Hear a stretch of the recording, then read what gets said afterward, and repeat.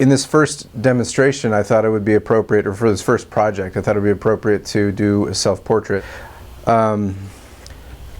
As with my classes, what I try to do is show you a series of techniques that can work together, rather than just showing one technique kind of isolated by itself. I want to show you how all these different materials and techniques can be used together for a single project. So this week I'm going to be demonstrating some collage, and then next week I'm going to be working on the same project and continue to develop that project using paint and some other techniques. So hopefully by the end of the project you can see how multiple materials and techniques can be combined in an interesting way. I'm going to start the self-portrait with a collage. So we're actually, today I'm not going to get much to get to anything that looks like me per se, but I'm going to start developing a base for the portrait that will act as kind of the negative space around the what will ultimately be the likeness of myself. Let me show you what I've got that I'm working with today. This is a huge watercolor block. And a watercolor block is essentially just a bunch of pieces of watercolor paper that have been glued together on three sides, and that helps keep the watercolor paper flat. And it's just a really nice surface to work with, especially with collage, because watercolor paper does well when getting wet. So when we put the glue down, it's not going to ripple as much as a normal piece of paper would, and it's also going to be able to take a little bit more abuse. I've got green frog tape. So it's just called frog tape. It comes in two colors, green and yellow. Frog tape is especially good at masking really clean, straight lines. With a lot of masking tape, especially with a textured surface like this cold press watercolor paper, a lot of masking tape would leave, when you paint on it, it would leave a little bit of a texture along the edge of the tape. This, for whatever reason, doesn't, it gets a really, really nice clean edge.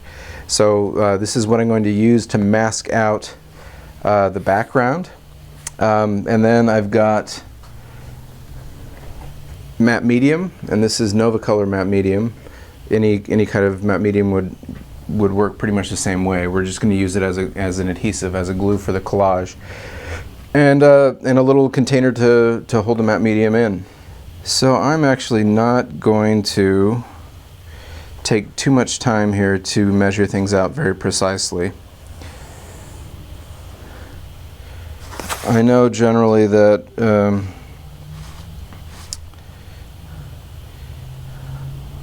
kind of want something in the range of, 9 by 7 or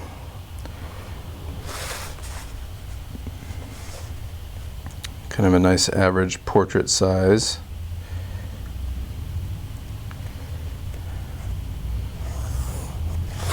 And it might be a little bit off, but I'm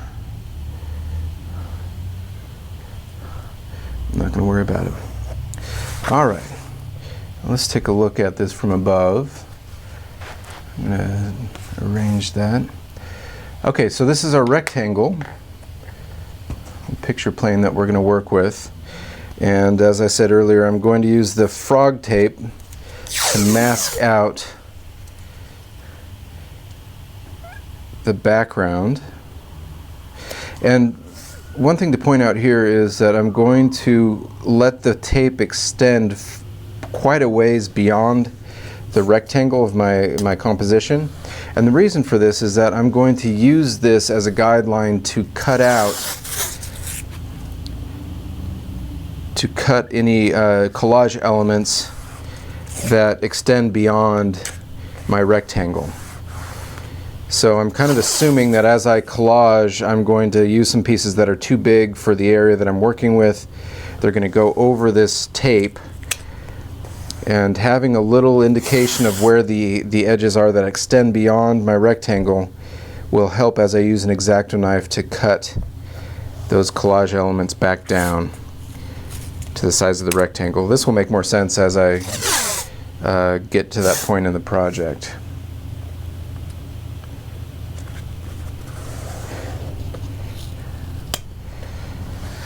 All right, so that extends well beyond the rectangle. I'm going to just run my finger along the edge here that is right on the inside of that tape. And then I'm going to put another width of tape around just because I know that I tend to be a bit messy, so might as well be on the safe side and protect a little bit of a window, a clean area around my composition. So let's see.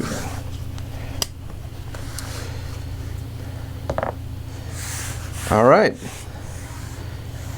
It's worth noting that this green that you're using to mask, or that I'm using to mask, will affect how I perceive my composition. Color is relative, so whenever we have a dominant color that surrounds a composition, even if it is meaningless, you know, we're going to pull this off after we're done, it's going to affect the decisions we make as we go along over the course of our painting. So realize that, and in this case, maybe it's not the best idea to use this really bright green color, and you know that is why you often see masking tape a neutral kind of off-white color.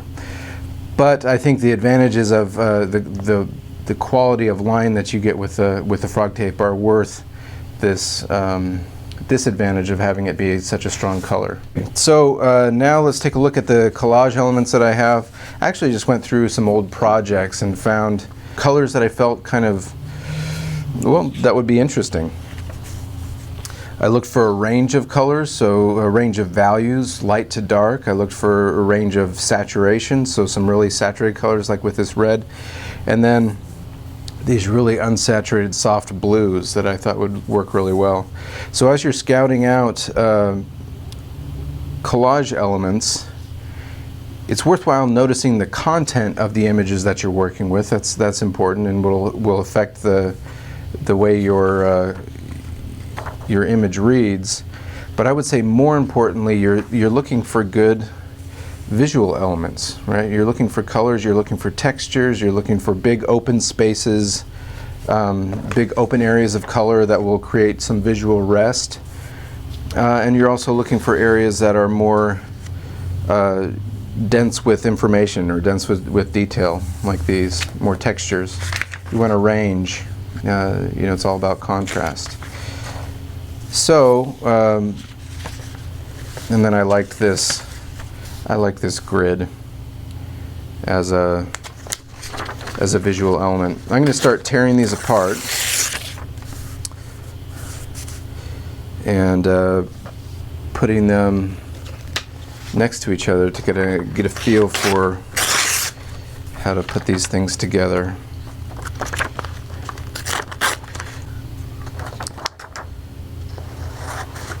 All right.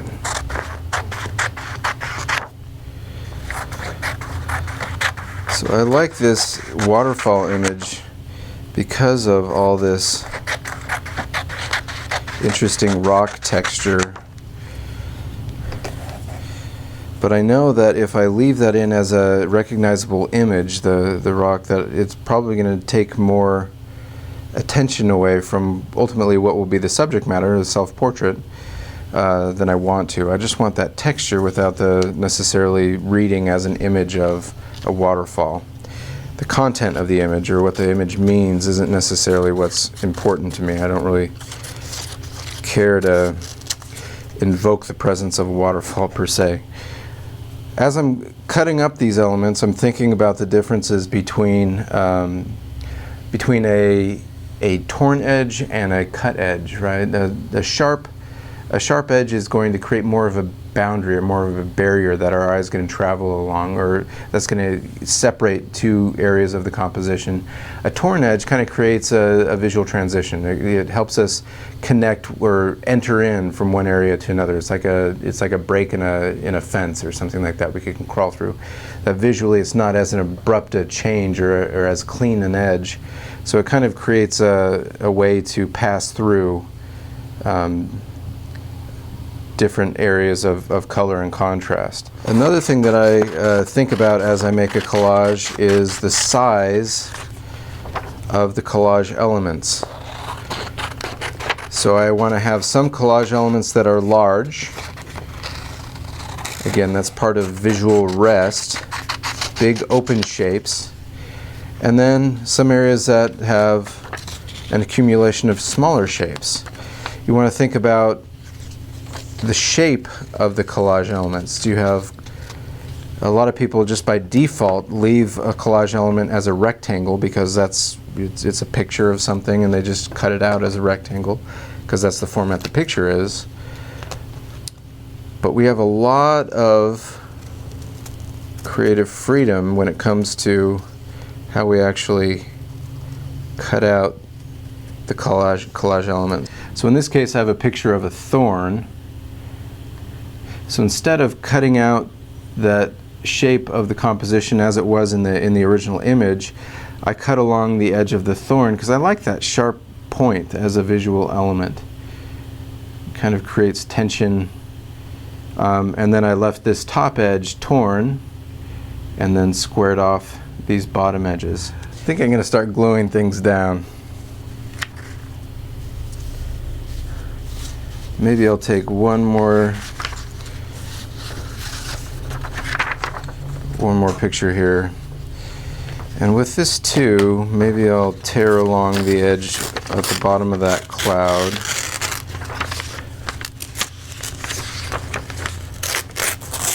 And I like that neutral kind of purpley, soft purple color for a background. And then I know this is going to extend outside my picture window, so I'm not going to worry too much about shaping the rest of the image. So I like that kind of cloud area as the top. Then maybe this grid can be kind of almost a landscape element.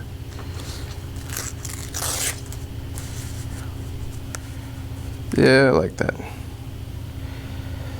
Okay, so the next step is I'm going to start gluing some stuff down. What I'm going to use is the acrylic matte medium. The important thing about collage is that we get everything saturated with the matte medium. You want to get both sides of your collage element wet with the matte medium, and the surface that you're collaging to or you're gluing to, that's got to be wet too, in order for your collage element to lay flat and not get any ripples. If you only put matte medium on one side of the paper, for instance, that side is going to absorb and expand at a different rate than the side that's not, that you didn't put any wet matte medium on. And that difference in expansion and absorption is what causes the paper to ripple. The same thing will happen on the surface. In this case, it's a bigger deal because we're actually working on paper. But even if you're working on a canvas or a board, that difference in absorption and expansion is going to affect things. Also, having a wet surface means that when I put the collage element down, I'll be able to move it around a little bit. If you were to put a wet piece of paper down on a dry surface, it's a little bit harder for it to move around. I use my hands because I can feel how much medium is on there, and I just find it a little bit easier to work with. So I'm putting plenty of matte medium. I buy matte medium in the gallon because, for obvious reasons, you can see how much of it I use.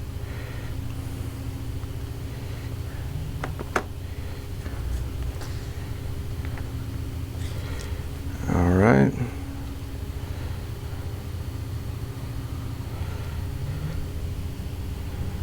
And then I'm going to put quite a bit of it down on my paper here.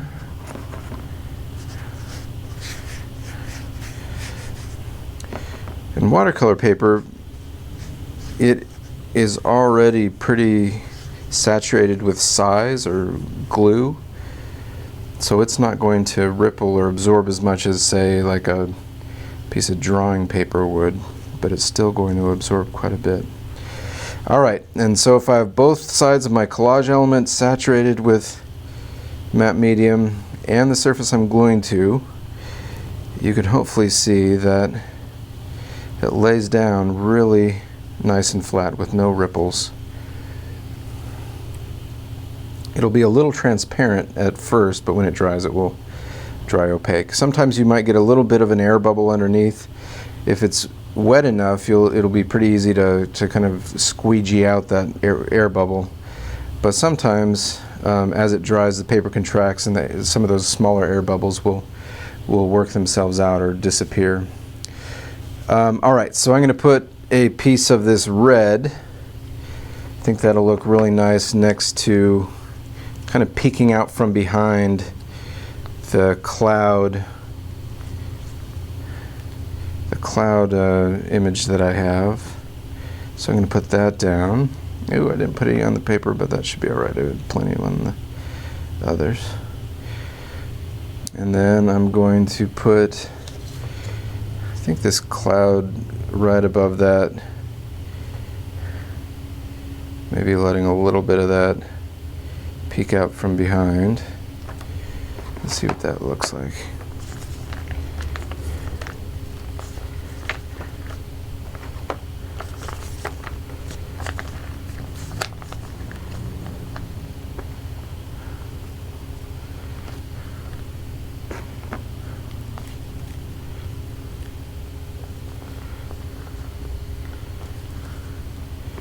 I have to rethink this for my for collage. My hands are going to get all messy. I'm not going to be able to deal with cameras. All right, so I'm going to move this up. I need to put some glue down on the paper.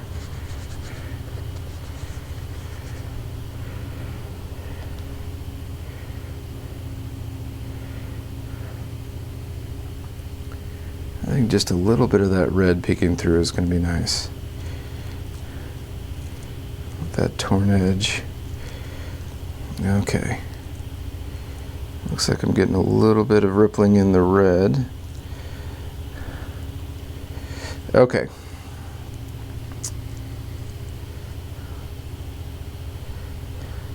Remember, you can see that underneath the white, it's really apparent. You can see the kind of ghost of the green tape. So remember that I'm going to take an X-Acto knife when I'm done gluing everything down, and I'll probably wait even, I don't know, I'll probably cut it and retape, but when this is all dry, the collage, I'm going to take a straight edge and an X-Acto knife and cut right along that green tape there, which is why it's helpful to have these two ends of tape kind of poking out so I can see where that edge is. And I'm going to pull that excess collage element, I'm going to pull that off, which is going to shrink it to be smaller than what you can actually see here. So you want to keep that in mind, where the actual edges of your composition are when you remove the mask. You can also see that I'm going to go beyond the masking tape and get the paper dirty, but that's probably not such a big deal. Okay, so I like that so far. Then I wanted to introduce, I wanted that thorn somewhere, maybe just down here at the bottom. Or up here.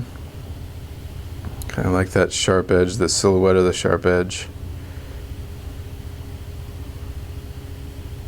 I'm also kind of trying to gauge where my portrait is going to be. I don't know, I think about right there. So you could be very deliberate in how you plan out your composition.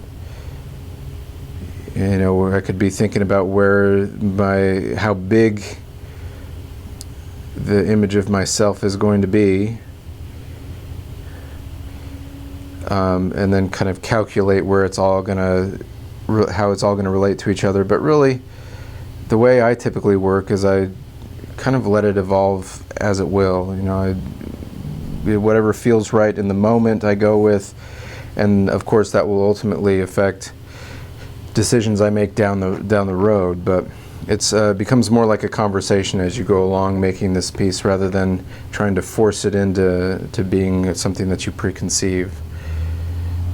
Both ways have their reasons, or have their strengths and weaknesses. I just personally enjoy an approach that's a little less planned. And I'm going to put this little bit of texture along this edge right here. Again, I can see the edge of the composition right there where the tape cuts off. So I know that this is going to become that left edge of my composition, running right along the edge of the tape there. And again, just to introduce a little bit of a border, a little bit of an edge. It's also going to create a sense of space with this collage element sitting in front of these others. So you got this stacking of this in front of that, in front of that, in front of that. And then finally, I want to have a little bit of this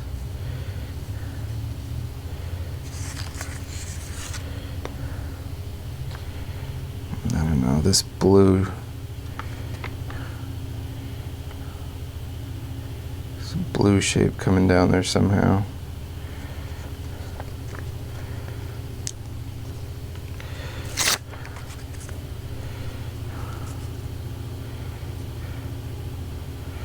I'm going to try bringing that right up to the edge. I like that. It kind of, I don't really care much for that hard line at the bottom of the thorn. So I am going to cover that hard edge up and kind of create an implied continuation of that contour line of the thorn down into this kind of neutral blue piece of paper. Let me show you what I'm talking about in just a second here. So this blue, again, I can see that it's going to go extend beyond the edge of my composition, but I still have that edge of that thorn shape, but now I have this light blue piece that overlaps, hides that strong line on the bottom, and it lines up with that piece of paper such that it's almost like this contour of the black thorn area continues down into the contour edge of that light blue area. So I don't know, I kind of like how that almost becomes a profile with the thorn being a nose. I don't know, maybe that's kind of stupid. We'll see. And then this little break between the cloud shape and then this thorn, the piece of paper from the thorn, I suspect that I'm going to really like that, how that creates almost like an exit or a pathway off the edge of the composition. All right, so I think that's pretty much it. Take a good look here. I've got my green frog tape, which will ultimately all be removed. You can kind of see the ghost of the frog tape here as I run my finger along there. That's the edge of my composition, and I'm going to be using a straight edge and an X-Acto knife to cut along those pieces of paper and remove that excess, so I'm left with what was my original pencil drawn area for my final composition. This is just the beginning of this project. I'm building up an interesting surface, an interesting background that I'm then going to draw on top of and paint a self-portrait with acrylic, maybe oil. I haven't quite decided yet. But next week we're going to talk about how to use acrylic paint to emphasize and de-emphasize different areas of the composition, different collage elements, and also I'm going to start blocking in my image